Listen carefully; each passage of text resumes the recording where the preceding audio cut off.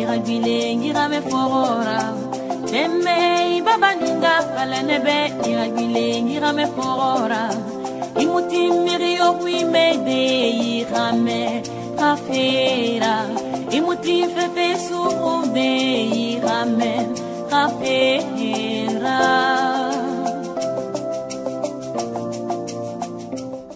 Téléspectateurs de Manège du Savoir, bonjour. Nous sommes actuellement à l'Institut de beauté dans le 15e arrondissement de Paris et nous recevons sur notre plateau aujourd'hui Madame Gillette Lewatt. Bonjour Gillette, comment ça va? Bonjour Hermine, je vais très bien, merci. Merci de nous recevoir dans vos locaux. Merci de m'inviter aussi. C'est vraiment très gentil. Alors pour commencer, est-ce que vous voulez bien vous présenter un petit peu plus encore pour nos téléspectateurs de Manège du Savoir qui, je pense, vous connaissent déjà un peu? Je suis princesse Gillette Lewatt, je suis cosmétologue. En fait, je fabrique des produits cosmétiques selon les techniques ancestrales africaines pour la beauté divine. Vous avez un background très intéressant parce que vous venez de la finance, n'est-ce pas? Vous avez été analyste financière et trader pour des entreprises. Oui. Alors comment est-ce qu'on passe de la finance à la beauté, à la cosmétologie?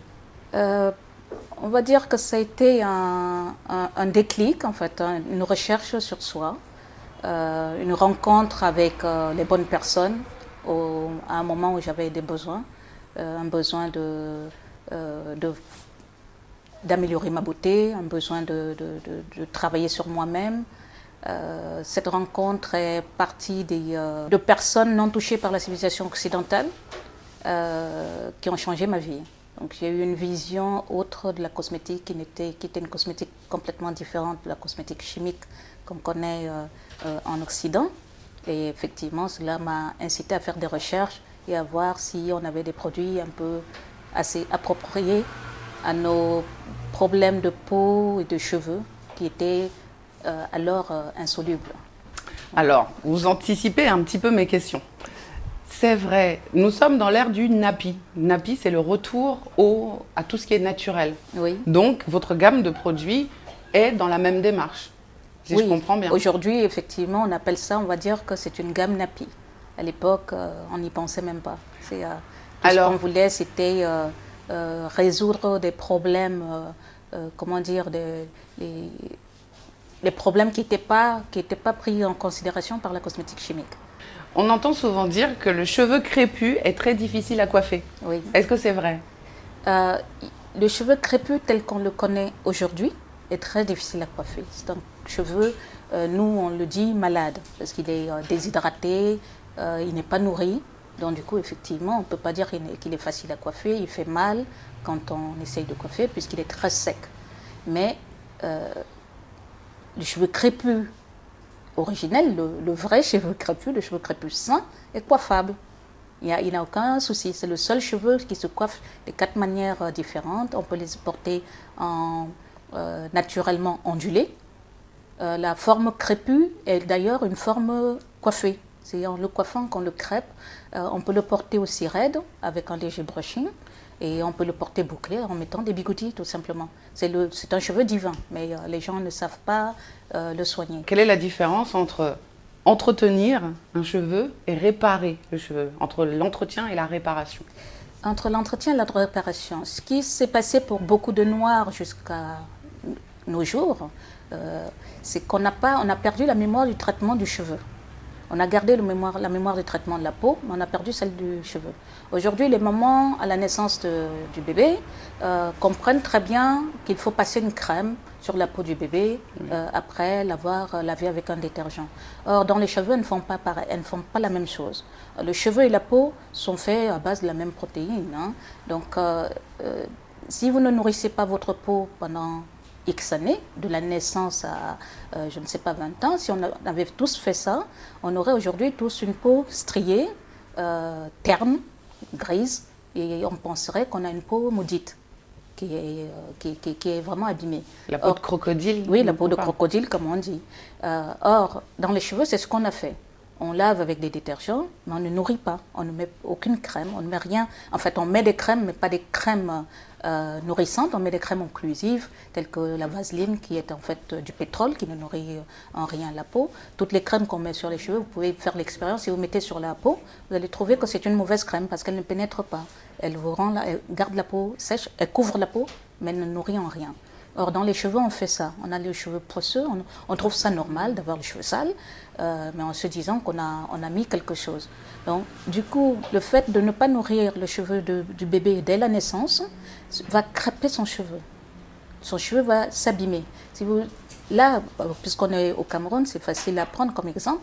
Prenez les bébés dont les mamans à qui les mamans ont mis l'huile de le lin, le menia pour les bambins, le lin, l'huile de palmiste noire, à qui on a mis cette huile-là dès la naissance. Avant, on faisait ça. Moi, à mon époque, les mamans faisaient ça régulièrement. Ces bébés-là, quand ils grandissent, ils ont un cheveu un peu soyeux, ils ont un cheveu doux, ils ont un meilleur cheveu. Mais après, on a arrêté de faire parce qu'on disait c'est salissant, c'est pas... Ça salissait les brassières pour les mamans un peu évoluées, ça faisait pas bien. Donc, du coup, elles ont arrêté de le faire et tous les enfants, du coup, on se retrouve avec tous des cheveux crépus, incoiffables. Qui pleurent dès qu'on leur passe le peigne. Oui, puisque là, ça fait vraiment mal. Donc, là, un cheveu sain est un cheveu qui n'est ni sec, qui n'est ni gras.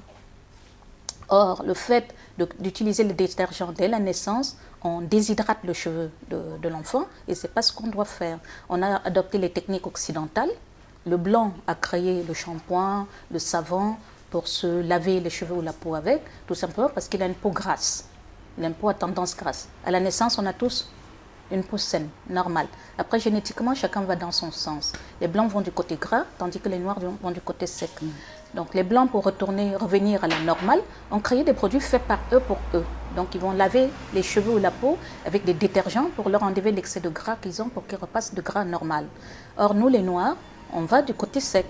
Donc, en utilisant des produits des blancs, on passe de sec à très sec au lieu de revenir à la normale. Et c'est ce qui se passe. Normalement, la peau ou les cheveux, on ne doit pas le laver avec des savons ou des shampoings.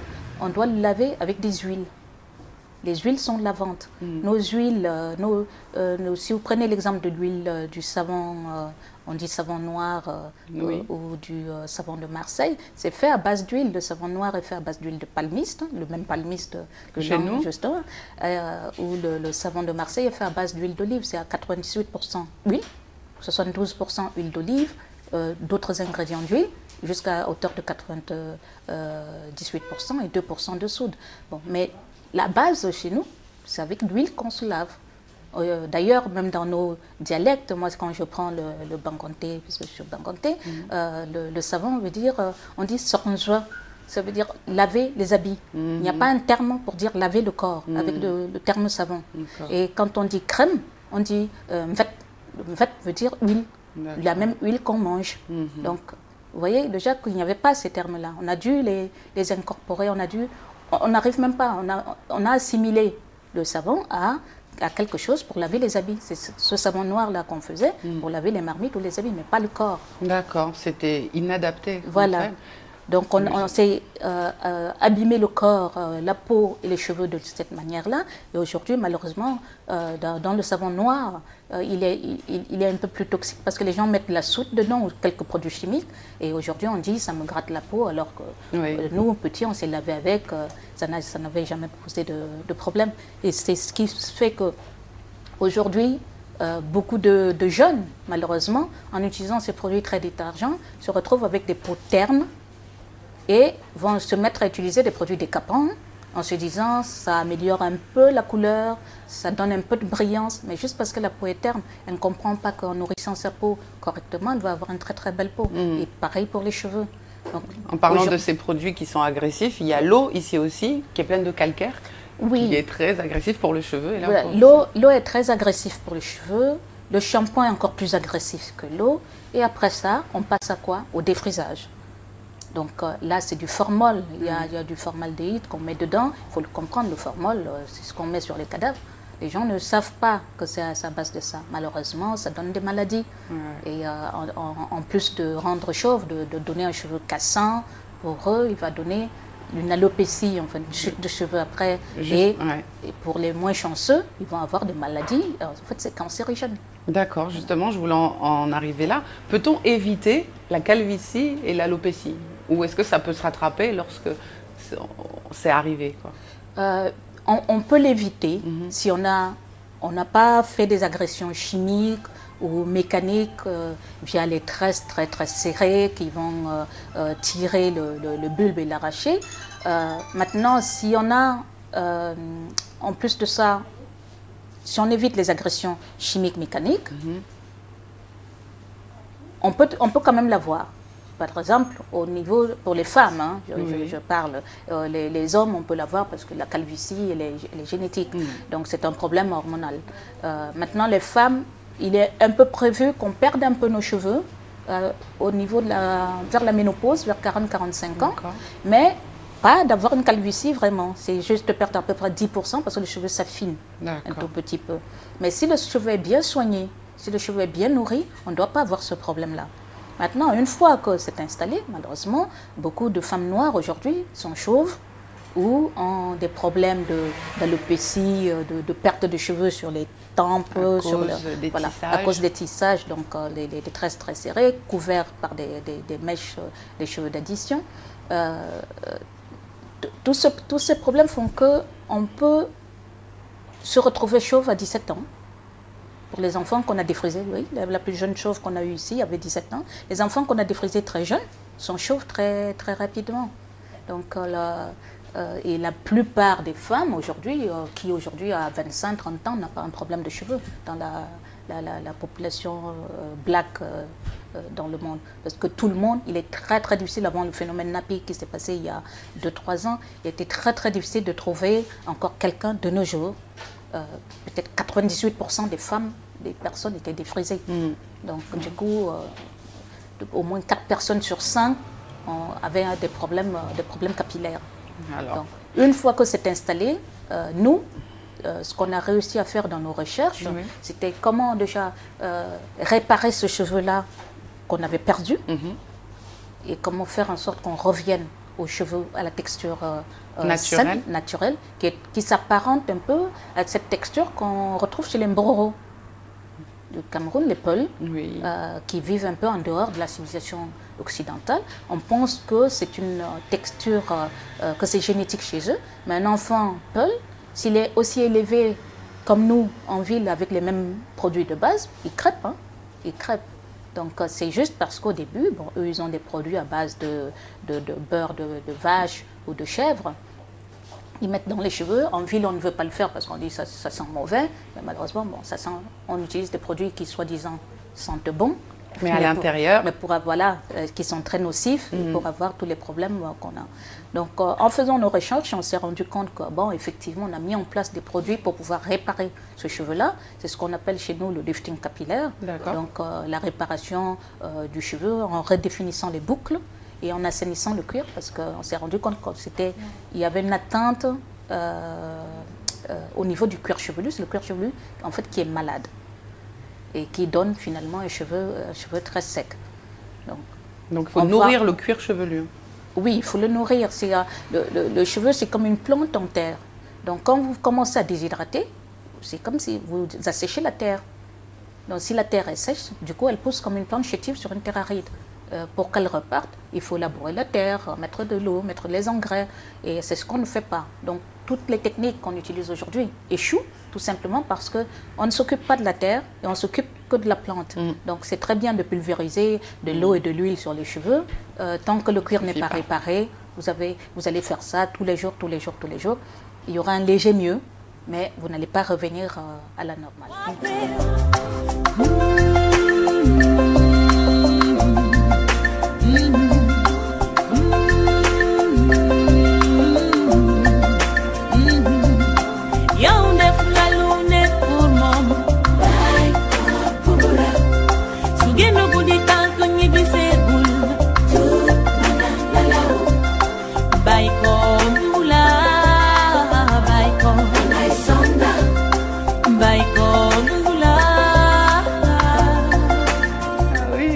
Alors, la cosmétologie, ce n'est pas qu'une question de cheveux, il y a aussi la peau. Oui. Alors, il y a des frères et des sœurs qui se dépigmentent la peau. Qu'est-ce que vous en pensez?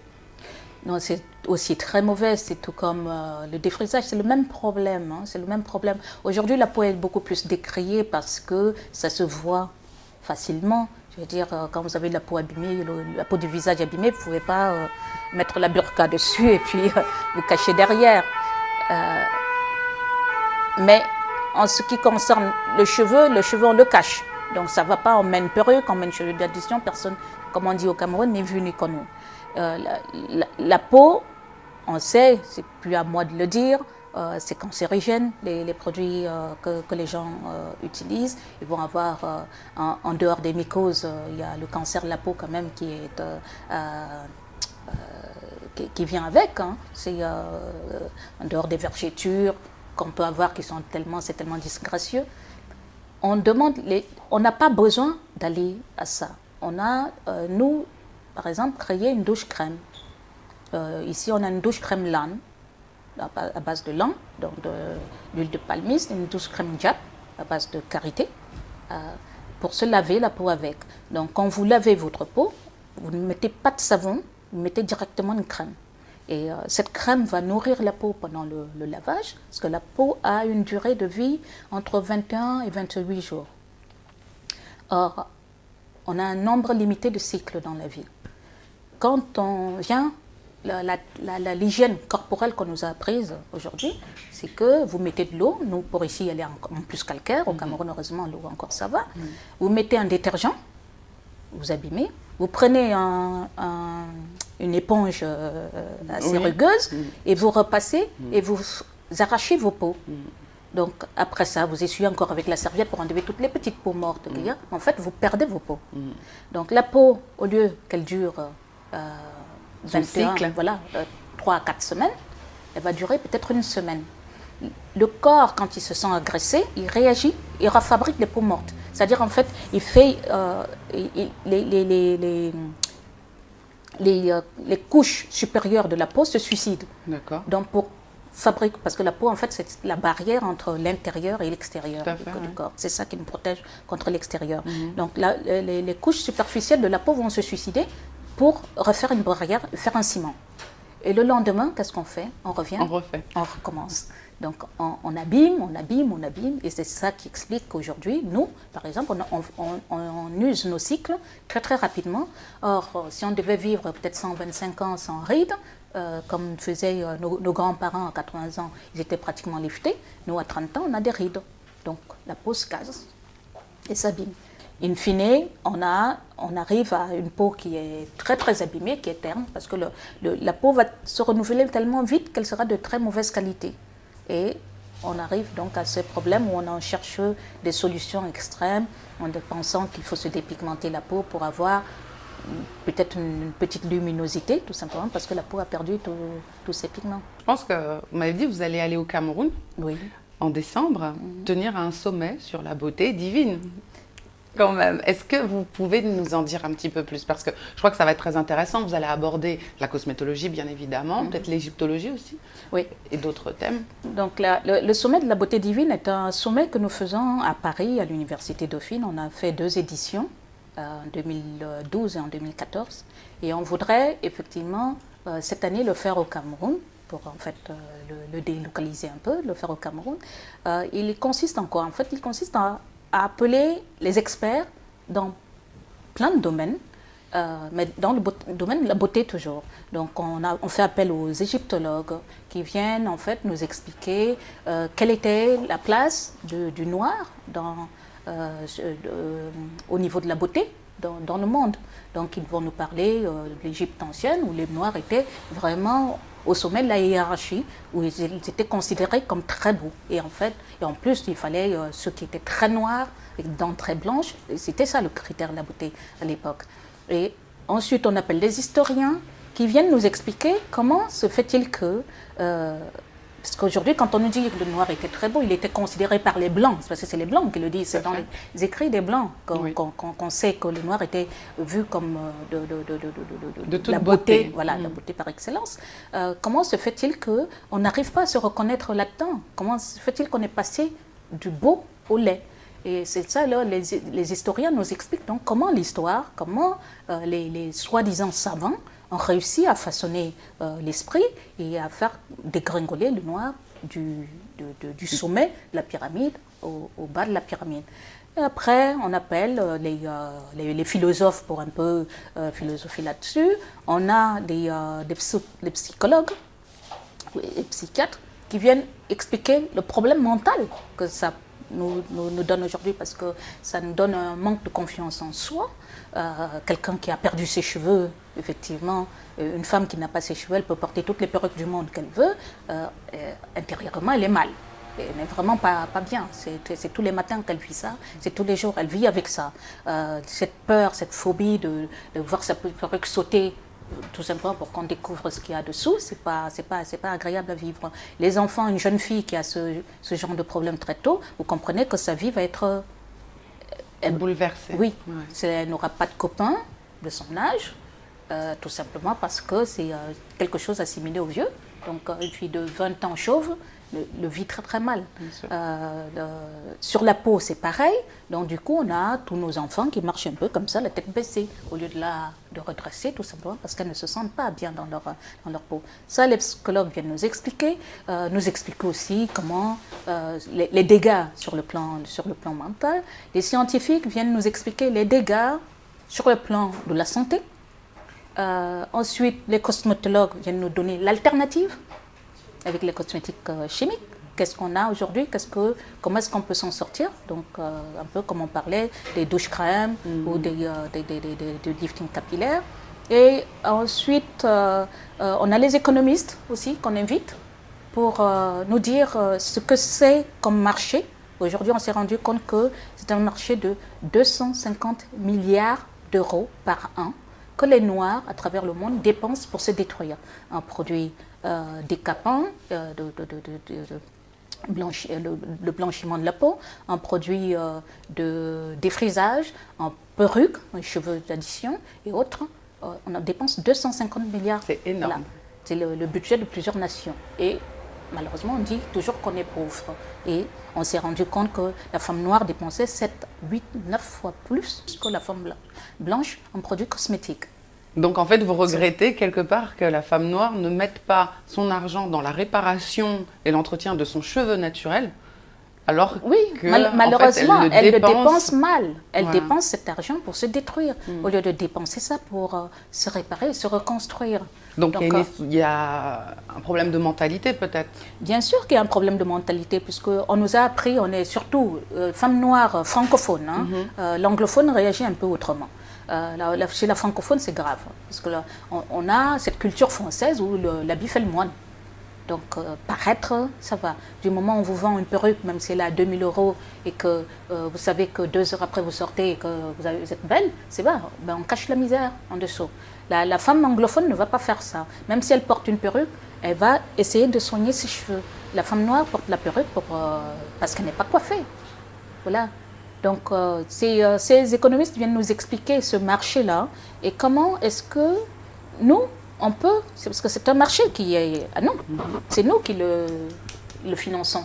Si aujourd'hui, au lieu d'aller acheter tous les docteurs miracles ou tous les docteurs je ne sais pas quoi, tous ces produits chimiques qui nous font mal, tous ces produits défrisants, on le redirigeait dans notre économie en achetant notre cosmétique alimentaire naturelle issu de nos techniques ancestrales africaines, c'est 250 milliards d'euros qu'on remettrait dans nos continents. Un dernier point pour le sommet de la beauté divine, c'est que ce qu'on voudrait, c'est inviter cette année les juristes pour effectivement nous dire comment se défendre face à ce genre d'agression. Parce qu'aujourd'hui, quand quelqu'un est brûlé par un défrisant, il ne sait pas contre qui porter plainte. Les grandes marques se sont tellement protégées que quand elle a un problème, elle porte plainte c'est la coiffeuse qui prend tout. Mais ce n'est pas la coiffeuse qui fabrique le produit.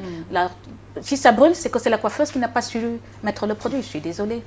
C'est pas toujours la coiffeuse, c'est pas toujours la faute à la coiffeuse. C'est très peu la faute à la coiffeuse, c'est très souvent la faute au produit. Donc il faut qu'on puisse savoir comment se retourner, comment même s'organiser pour pouvoir faire en sorte qu'on enlève ce poison du marché, parce qu'il faut pas oublier ça, je tiens toujours à le dire, bon, aujourd'hui je m'adresse au peuple camerounais, de savoir que ça donne la leucémie.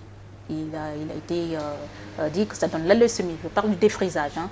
Défrisage, lissage, texturisation, en fait, tout ce qu'on appelle comme ça. Ça donne la leucémie, ça donne les fibromes. Beaucoup de femmes noires en souffrent, elles ne savent pas.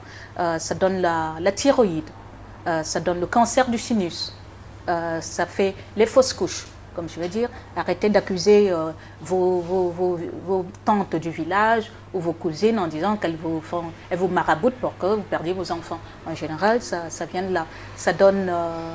Qu'est-ce que ça donne même encore? J'en oublie, j'en passe. Donc, c'est grave. C'est grave, voilà. C'est grave. Aller attraper un cancer juste parce qu'on a envie d'être belle, et même ça dure combien de temps? Vous faites 10 ans de défrisage d'affilée, vous êtes chauve. Vous avez des problèmes d'alopécie, de chute de cheveux. J'entends quand vous parlez beaucoup d'amour hein, pour l'Afrique, pour le peuple noir, pour les ancêtres aussi. Alors, je me dis que vous avez envie de capitaliser tout ce savoir acquis ici pour aller le donner là-bas au profit de la jeunesse, ou peut-être même juste du Camerounais dans sa globalité, dans cet horizon 2035, vous voyez l'émergence dont on parle. Oui, bien sûr, c'est pas que donné aux Camerounais, parce qu'ici, bon, on a la chance d'être dans une ville cosmopolitaine, où on a vraiment un peu toutes les nationalités. La misère qu'on voit par rapport à ces dégâts-là, elle est vraiment importante. Si le Cameroun ou certains pays d'Afrique pouvaient même le mettre même dans les écoles, c'est un problème d'éducation civique. Tout comme on nous a appris au départ à nous laver avec du savon, mais c'était mauvais. Il faut qu'aujourd'hui on apprenne aux gens à se laver avec des huiles. Je vous donne 2-3 techniques. Prenez l'huile de palmiste. Si vous n'aimez pas le lin parce que ça sent mauvais, prenez le lin. On fait du lin industriel maintenant. L'huile de palmiste, c'est blanc. Oui. Donc lavez-vous avec ça, c'est très bien. Vous le passez comme un savon, vous vous hydratez la peau et vous n'avez pas besoin de mettre de crème derrière. Vous pouvez utiliser ça et vous aider un peu avec l'huile de coco, l'huile de karité, le beurre de karité dans les cheveux. Au lieu de mettre de la vaseline qui est du pétrole, ça ne nourrit pas. Voilà, c'est 2-3 choses très simples. Et au moment qu'ils viennent d'accoucher, mettez toujours de l'huile de palmiste dans les cheveux des enfants. Insistez et vous allez voir que ces enfants vont grandir avec des cheveux un peu plus doux et la peau pareille. C'est gentil de nous donner ces quelques astuces. Profitez-en. Oui, c'est pas et même en guise de shampoing, si vous n'avez pas un shampoing pour vous laver les cheveux, prenez un jaune d'œuf ou 2 jaunes d'œuf. Cassez-les et lavez-vous les cheveux avec, ça lave très bien. Ça lave, ça ne dessèche pas le cheveu. Non, ça n'hydrate pas le cheveu en huile. Ça sèche un tout petit peu, mais c'est pas grave. Pas, après, vous mettrez du beurre de karité ou du lin, du beurre de palmiste dessus. Et c'est parfait. Voilà. Nous arrivons quasiment au terme de notre entretien. Oui.